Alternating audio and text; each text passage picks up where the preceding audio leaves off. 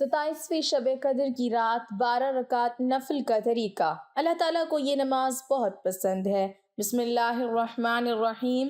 نیک اعمال کا اجر انسان کے خلوص، اخلاص اور تقویٰ کی وجہ سے 10 گنا سے 700 گنا بلکہ اس سے بھی بڑھا دیا جاتا ہے۔ ایسے لگتا ہے جیسے پروردگار نے ہر صورت اپنے بندے کو نیکیاں دینی ہی دینی ہے، کبھی 10% تو کبھی 20 اور کبھی تو بالکل مفت بانٹ کر ایسے لگتا ہے جیسے وہ 70 ماہوں سے زیادہ پیار کرنے والا ہے۔ پروردگار چاہتا ہے کہ اس کے بندے ہر صورت بخشے جائیں۔ دن میں 5 نماز ادا کر کے، سال میں 1 مہینہ رمضان کا بنا کر اور اس مہینے کی آخری 10 دنوں میں تاک راتیں عطا کرتا کہ میرے پیروکار بندے صرف جنت کے مزے لوٹیں۔ کیا شان ہے میرے پروردگار کی!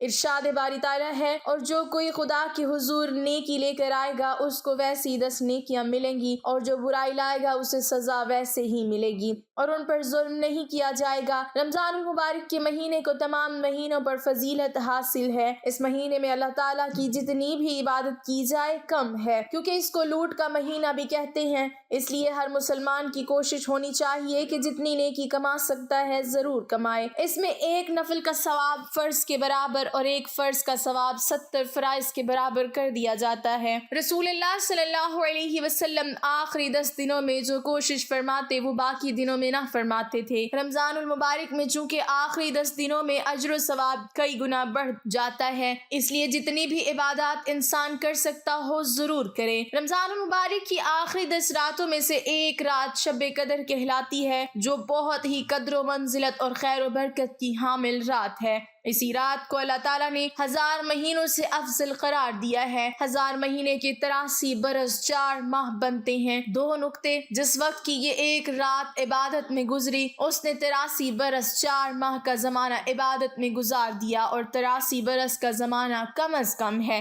کیونکہ خیر من الف شہر کہہ کر اس امر کی طرف اشارہ فرما دیا گیا ہے کہ اللہ کریم جتنا زائد اجر عطا فرمانا چاہے گا عطا فرما دے گا۔ اس اجر کا اندازہ انسان کے بس سے باہر ہے۔ اس رات میں اللہ تعالیٰ نے اپنی قابل قدر کتاب، قابل قدر امت کے لیے صاحب قدر رسول کی معرفت نازل فرمائی۔ یہی وجہ ہے کہ اس صورت میں لفظ قدر 3 دفعہ آیا ہے۔ قدر کا معنی تنگی کا بھی آتا ہے۔ اس معنی کے لحاظ سے اسے قدر والی رات کہنے کی وجہ یہ ہے کہ اس رات آسمان سے زمین پر اتنی کثرت کے ساتھ فرشتوں کا نزول ہوتا ہے کہ زمین تنگ ہو جاتی ہے۔ ایک روایت میں یہ بھی ہے کہ ایک مرتبہ نبی کریم صلی اللہ علیہ وسلم نے صحابہ اکرام رضی اللہ عنہم کے سامنے مختلف شخصیات، حضرت ایوب علیہ السلام، حضرت زکریا علیہ السلام، حضرت حزقیل علیہ السلام، حضرت یوشع علیہ السلام کا تذکرہ کرتے ہوئے فرمایا کہ ان حضرات نے 80 سال اللہ تعالیٰ کی عبادت کی ہے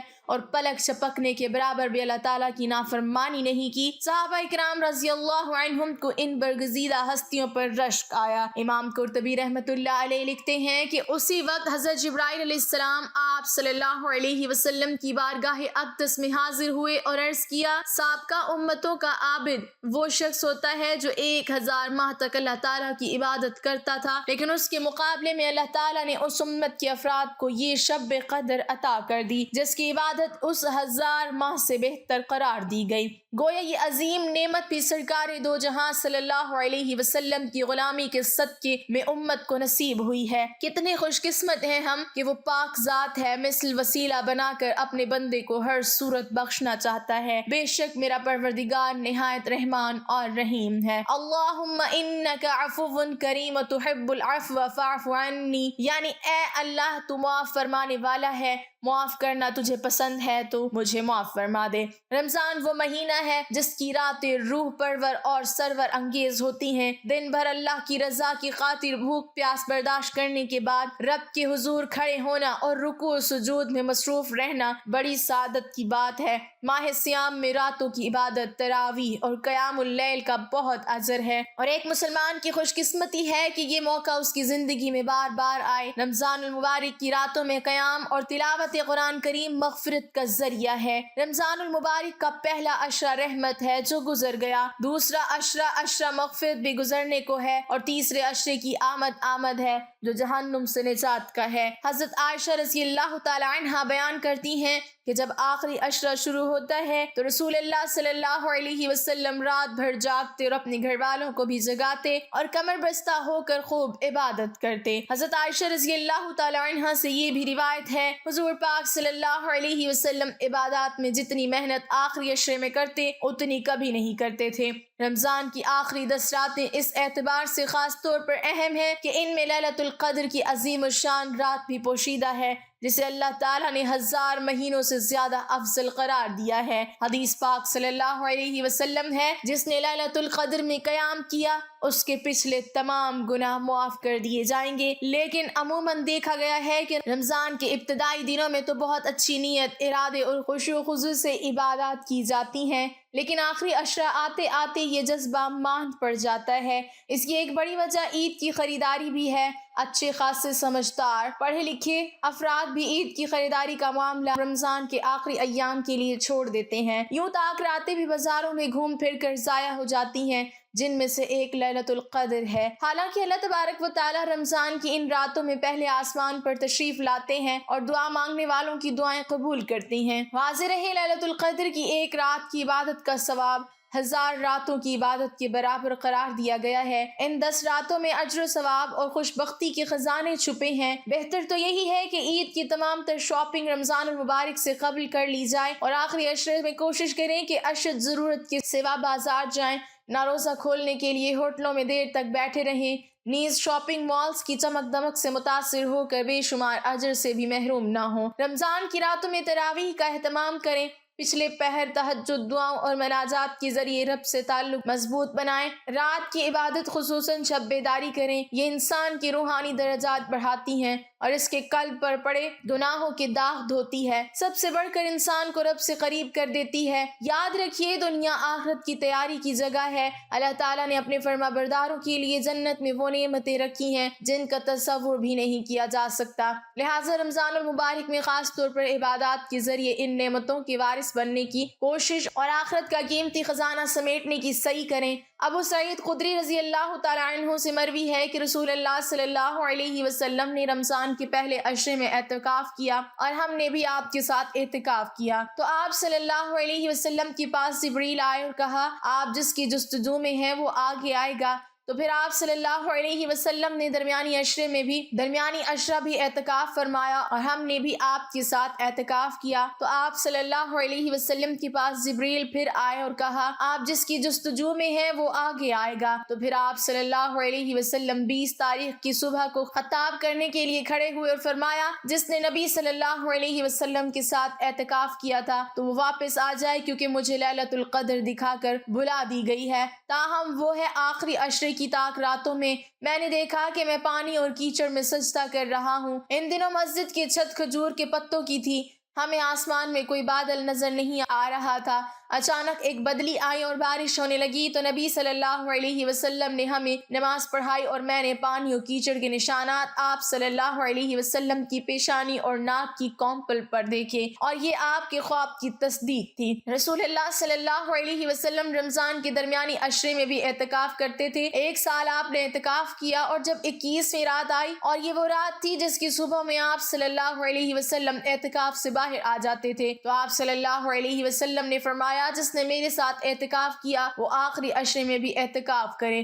اس لیے کہ یہ راتیں مجھے خواب میں دکھا کر بھلا دی گئیں اور میں نے خواب میں دیکھا کہ میں پانی اور کیچڑ میں اس رات کی صبح کو سجدہ کر رہا ہوں، اسی لیے اسے آخری عشرے کی تاک راتوں میں تلاش کرو۔ پھر اسی رات کو بارش ہوئی اور مسجد کی چھت کھجور کے پتوں کی تھی، اس لیے مسجد ٹپکنے لگی، میری دونوں آنکھوں سے 21ویں کی صبح کو رسول اللہ صلی اللہ علیہ وسلم کو دیکھا کہ آپ کی پیشانی پر پانی اور کیچڑ کے نشان تھے۔ حافظ ابن حجر رحمۃ اللہ علیہ کہتے ہیں اس حدیث میں بالکل واضح ہے کہ یہ خطاب 20 تاریخ کی صبح کا تھا اور بارش 21ویں رات کو ہوئی تھی۔ بخاری و مسلم کی روایت ہے کہ رسول اللہ صلی اللہ علیہ وسلم رمضان کے درمیانی عشرے میں اعتکاف کرتے تھے، جب 20ویں رات گزر جاتی اور 21ویں رات آ جاتی تو اپنے گھر کو واپس آ جاتے، اور جو لوگ آپ کے ساتھ اعتکاف میں ہوتے وہ بھی واپس ہو جاتے۔ یہاں سے معلوم ہوتا ہے کہ آخری عشرہ 21ویں رات سے شروع ہوتا ہے۔ آخری عشرے کی طاق راتیں 21، 23، 25، 27 اور 29 کی راتیں ہیں۔ 19ویں رات آخری عشرے میں شامل نہیں ہوتی،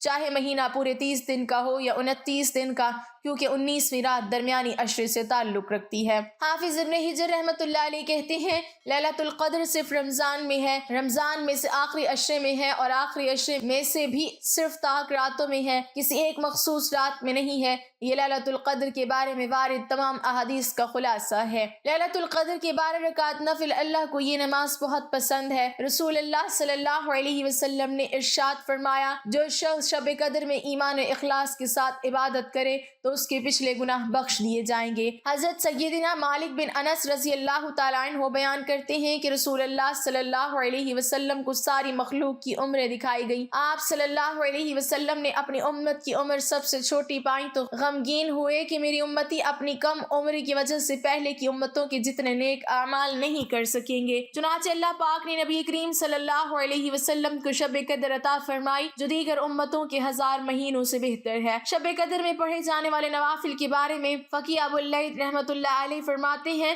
شب قدر کی کم سے کم 2، زیادہ سے زیادہ 1000 اور درمیانی تعداد 100 رکعتیں ہیں، جن میں قرات کی درمیانی مقدار یہ ہے کہ ہر رکعت میں سورہ فاتحہ کے بعد 1 مرتبہ سورہ قدر، پھر 3 بار سورہ اخلاص پڑھیں، اور ہر 2 رکعت پر سلام پھیر کر نبی صلی اللہ علیہ وسلم پر درود پاک پڑھیں۔ ناظرین، اب ہم بات کرتے ہیں شب قدر میں پڑھے جانے والے 12 نوافل کس طرح سے پڑھیں۔ طریقہ جان لیجئے۔ یہ 12 رکعت آپ کو 4 رکعت کی نیت کے ساتھ پڑھنی ہے، یعنی کہ آپ کو 4 رکعت کی 3 مرتبہ نیت باندھنی ہے۔ نیت اس طرح سے کرنی ہے کہ نیت کی میں نے 4 رکعت نماز نفل شب قدر کی خاص واسطے اللہ تعالیٰ کے وقت موجودہ رخ میرا کعبہ شریف کی طرف، اللہ اکبر اللہ اکبر کہہ کر نیت باندھ لیں، ثنا پڑھیں، اعوذ باللہ، بسم اللہ پڑھیں، 1 مرتبہ سورہ فاتحہ، 1 مرتبہ سورہ قدر، 15 مرتبہ سورہ اخلاص پڑھیں، پھر رکوع اور سجدے کے ساتھ عام نماز کی طرح مکمل کریں اور اللہ اکبر کے ساتھ دوسری رکعت کے لیے کھڑے ہو جائیں۔ یاد رکھیے گا کہ دوسری، تیسری اور چوتھی تینوں رکعتوں میں آپ سورہ فاتحہ کے بعد سورہ قدر 1 مرتبہ پڑھیں اور سورہ اخلاص 15 مرتبہ پڑھیں۔ دوسری رکعت کے بعد آپ قاعدے میں بیٹھ کر التحیات ضرور پڑھیں۔ جب آپ چوتھی رکعت کے رکوع اور سجدے مکمل کر لیں تو قاعدے میں بیٹھ جائیں اور التحیات اور درود ابراہیمی پڑھیں اور سلام پھیر کر اپنی نماز مکمل کر لیں کہ آپ کی 4 رکعت نماز مکمل ہو جاتی ہے۔ پھر اس کے بعد نماز کی جگہ بیٹھ کر آپ 11 مرتبہ یہ دعا پڑھیں، اللہم انک عفو کریم تحب العفو فاعف عنی۔ ترجمہ، اے اللہ بے شک تو معاف فرمانے والا، کرم کرنے والا ہے، تو معاف کرنے کو پسند فرماتا ہے، تو میرے گناہوں کو بھی معاف فرما دے۔ اسی طرح آپ بچی ہوئی 8 رکعت بھی 4 رکعت کی نیت سے مکمل کر لیں اور آپ کی 12 رکعت نماز مکمل ہو جائے گی۔ ناظرین، اس کے علاوہ بھی بہت سی نمازیں ہیں جو ہم شب قدر میں پڑھ سکتے ہیں، جن میں سے چند ملاحظہ فرمائے۔ 2 رکعت نماز خاص شب قدر، اس کی نیت اس طرح سے کریں گے کہ میں نے نیت کی 2 رکعت نماز خاص شب قدر واسطے اللہ تعالیٰ کے وقت موجودہ رخ میرا کعبہ شریف کی طرف، اللہ اکبر۔ نیت کی ہر رکعت میں آپ سورہ فاتحہ کے بعد سورہ علق اور سورہ قدر 3 مرتبہ پڑھیں گے اور سورۃ اخلاص 27 مرتبہ پڑھیں گے۔ ہر رکعت میں آپ کو اسی طرح سے پڑھنا ہے اور آپ کو 2 رکعت نماز مکمل کر لینی ہے، رکوع سجدے عام نماز کی طرح مکمل کرنی ہے۔ اس طرح سے آپ کی 2 رکعت نماز بھی مکمل ہو جائے گی۔ اس کے بعد آپ 2 یا 4 رکعت نماز صلاۃ الحاجات کی بھی پڑھ سکتے ہیں۔ اگر آج کی رات میں آپ کی کوئی خاص خواہشیں، کوئی حاجت ہے، کوئی دعا ایسی ہے جو آپ اللہ تعالیٰ سے مانگنا چاہتے ہو تو اسے مانگنے سے پہلے یہ 2 رکعت نماز صلاۃ الحاجات کی پڑھ کر رو کر گڑ گڑا کر اللہ سے آپ دعا مانگیں گے، انشاءاللہ تعالیٰ آپ کی دعا ضرور قبول ہوگی۔ جب کسی کو کوئی حاجت درپیش ہو تو 2 یا 4 رکعت نفل بعد نماز عشاء پڑھیں۔ حدیث میں ہے پہلی رکعت میں سورہ فاتحہ اور 3 بار آیت الکرسی پڑھے اور باقی 3 رکعتوں میں سورۃ فاتحہ، سورہ اخلاص، سورۃ فلق اور سورۃ الناس ایک بار پڑھیں تو یہ ایسی ہیں جیسے شب قدر میں 4 رکعتیں پڑھیں۔ پھر اپنی حاجت کا سوال کریں، انشاءاللہ تعالیٰ اس کی حاجت روا ہوگی۔ مشائخ کرام فرماتے ہیں ہم نے یہ نماز پڑھی اور ہماری حاجتیں پوری ہوئیں۔ اس کے بعد 4 رکعت نماز صلاۃ التسبیح۔ صلاۃ التسبیح 4 رکعت نماز ہوتی ہے۔ یہ نماز رسول اللہ صلی اللہ علیہ وسلم نے اپنے چچا حضرت عباس رضی اللہ تعالیٰ عنہ کو بطور تحفہ عطیہ کے سکھائی تھی۔ اس کی فضیلت یہ ارشاد فرمائی ہے کہ اس کے پڑھنے سے سارے گناہ چھوٹے بڑے معاف ہو جاتے ہیں۔ اس نماز کے پڑھنے کا طریقہ یہ ہے کہ 4 رکعت صلاۃ الحاجات نمازات کی نیت باندھ کر پہلی رکعت میں کھڑے ہو کر ثنا، تحفظ، تسمیہ، سورہ فاتحہ اور کوئی سورت پڑھنے کے بعد رکوع میں جانے سے پہلے 15 مرتبہ یہ تسبیح پڑھیں، سبحان اللہ والحمد للہ ولا الہ الا اللہ واللہ اکبر۔ پھر رکوع میں سبحان ربی العظیم کے بعد 10 مرتبہ یہ تسبیح پڑھیں، پھر قوما میں سمیع اللہ لمن حمدہ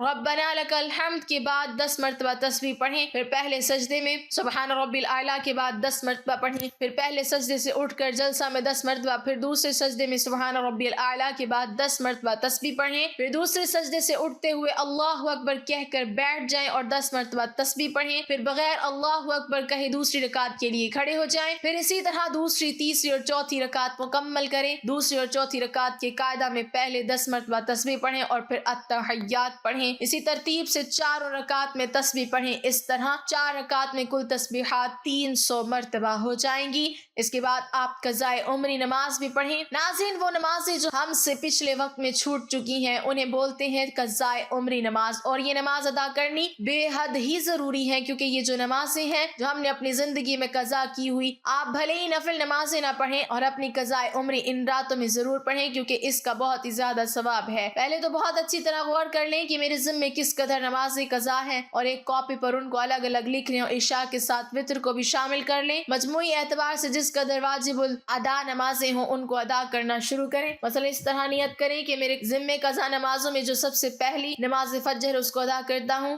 جب وہ ادا ہو گئی تو پھر اسی طرح نیت کرے چونکہ پہلے جو نماز فجر ادا کی تھی اب اس کے بعد والی پہلی ہو گئی۔ اسی طرح ہر نماز کو ادا کرتے رہیں اور جتنی جتنی ادا کیا کریں ان کو کاپی پر لکھ دیا کریں۔ چھوٹی ہوئی جب کل نمازوں کو پڑھ لیں گے تو ذمے سے نمازیں ساقط ہو جائیں گی، اور امید ہے کہ انشاءاللہ آخرت میں بھی اللہ پاک کی طرف سے مواخذہ نہ ہوگا۔ نمازیں ادا کرنے کے ساتھ ساتھ توبہ استغفار کا بھی خاص اہتمام کرتے رہیں۔ اللہ پاک ہمیں نیک عمل کرنے کی توفیق عطا فرمائے، ہمارے گناہوں کو معاف فرما کر ہماری عبادات کو قبول فرمائے اور ہمیں نیکوکاروں میں شامل کرے، آمین۔ ناظرین، کمنٹ باکس میں اللہ تعالیٰ کے 99 ناموں میں سے ایک نام ضرور ٹائپ کریں۔